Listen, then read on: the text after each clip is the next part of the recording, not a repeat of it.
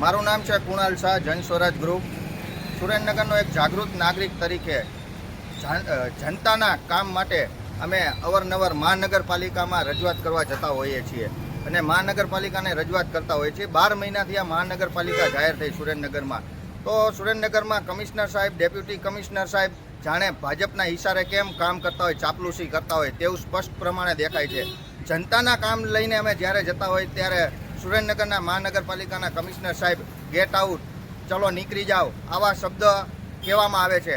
અને ભાજપના નેતાઓ આવે ત્યારે તેમને ખુરશીમાં પાસે બેસાડવામાં આવે છે, તેમના ઈશારે કામ કરે છે. પ્રોગ્રામોમાં ભાજપના નેતાઓને બોલાવવામાં આવે છે, સુરેન્દ્રનગરની જનતા આગેવાનોને કોઈને બોલાવવામાં નથી આવતા. એટલે એક આ મોટો ગંભીર પ્રશ્ન છે.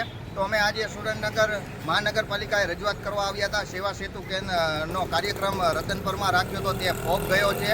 તો એક પણ પ્રેસ નોટ નથી આપી, નથી ક્યાંય રિક્ષા ફેરવવામાં આવી. અને સાહેબ એવું કહેવામાં આવે છે કે અમે રિક્ષા ફેરાઈ તો અમે સાહેબ પાસે વિડીયો માંગ્યો, સાહેબ પાસે વિડીયો જ નથી. કુણાલભાઈ, આપને એ પૂછું કે સુરેન્દ્રનગર નગરપાલિકામાંથી મહાનગરપાલિકાને બન્યા 1 વર્ષ થયા, તો ખરેખર મહાનગરપાલિકાનો વહીવટ કોને કરવો જોઈએ? સુરેન્દ્રનગર મહાનગરપાલિકાનો વહીવટ કલેક્ટર સાહેબ છે, કમિશનર સાહેબ છે, ડેપ્યુટી કમિશનર સાહેબ છે, પણ તો તેમના ઈશારે ચાલતી હોય તેવું દેખાતું જ નથી. ભાજપના ઈશારે આ મહાનગરપાલિકા ચાલતી હોય તેવું સ્પષ્ટ પ્રમાણે દેખાઈ રહ્યું છે મને.